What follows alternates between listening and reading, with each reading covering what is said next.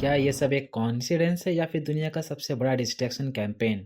आखिर क्यों president Trump ने एप्स्टीन फाइल रिलीज होने से पहले वेनेजुएला और ग्रीनलैंड पे इतने बड़े एक्शन लिए?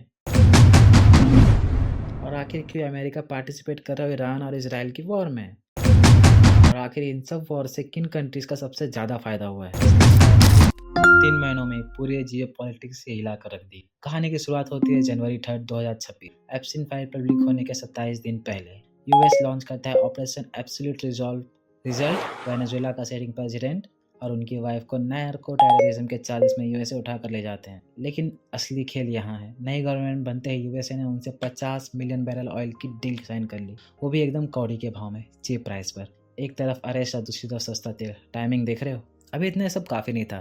तभी आता है जनवरी 17। ट्रम्प ने ग्रीनलैंड को ओपनली धमकी दे दी टैरिफ्स बढ़ाने की, और इसी के साथ उसे एक्वायर करने की बात होने लगी पूरे न्यूज़ मीडियाज में। यूरोपियंस के बहुत सारे स्टेट्स ट्रम्प के डिफेंड में आकर खड़े हुए हैं और ग्रीनलैंड का साथ दिए। तभी आता है जनवरी 30।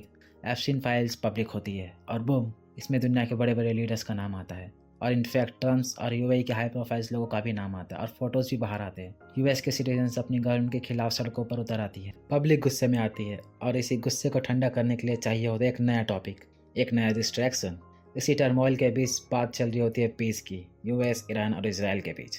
ईरान सब मानने को तैयार था सिवाय एक शर्त के, जीरो एनरिचमेंट। जीरो एनरिचमेंट कोई डिफिकल्ट शब्द नहीं है। इसका सिंपल मतलब ये है कि एक कंट्री कितना यूरेनियम प्रोड्यूस कर सकती है। यूएसए चाहता था कि ईरान 1 ग्राम यूरेनियम भी डोमेस्टिकली प्रोड्यूस ना करे, क्योंकि ईरान की जो हिस्ट्री रही है वो कभी भी मिसाइल छोड़ देता है। और ईरान का कहना था कि हम एटलीस्ट 20% तो प्रोड्यूस कर ही सकते हैं, क्योंकि 20% मोस्टली यूज होता है इलेक्ट्रिकल प्रोडक्शन में या फिर तो मेडिकल रिसर्च में। लेकिन यूएस और इसराइल ये भी नहीं चाहते थे। वो चाहते थे कि ईरान पूरी तरीके से डिपेंडेंट रहे यूएस और इसराइल पे यूरेनियम के प्रोडक्शन के लिए, लेकिन ईरान ये नहीं चाहता था। तभी आता है February 27। सारी बात बिगड़ जाती है, डिप्लोमेटिक राउंड्स फेल हो जाते हैं और अगले ही दिन अमेरिका अनाउंस करता है ऑपरेशन एपिक फ्यूरी।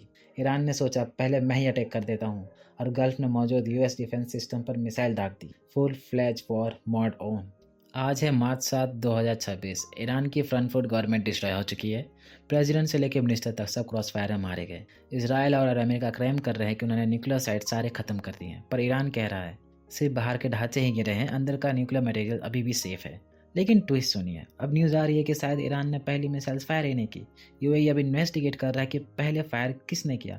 मतलब इतना एयर पोल्यूशन, हजारों लोगों की जान गई, और अब कह रहे हैं कि पटाखा फोड़ा किसने। तो आखिर इस तबाही से फ़ायदा किनको हुआ है? अमेरिका एप्स्टीन फाइल्स की नेगेटिव न्यूज़ हेडलाइन से गायब हो चुका है। अब लोग सिर्फ मिसाइल्स और वॉर्स के मैप ही देख रहे हैं और उनके ही बारे में जानना चाहते हैं। चाइना चुपचाप स्ट्रेट ऑफ हॉर्मुज से अपना रॉ मटेरियल्स निकाल रहा है और अपना काम जारी रख रहा है। वेस्टर्न अलायंस के लिए वो रास्ता अभी भी बंद है।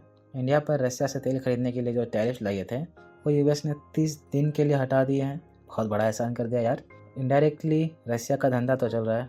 इंडिया को फिलहाल सस्ता तेल मिल रहा है। उसी बीच एक दुर्घटना हो जाती है। ईरान की जो नेवी टीम आई थी इंडिया में, उसे यूएस की सबमरीन अटैक करके इंडियन ओशन में ही डुबा दी थी, जिसकी वजह से बहुत ज़्यादा कैजुअलिटीज़ होती हैं और फॉरेन मीडिया में थोड़ी सी बदनामी हो जाती है।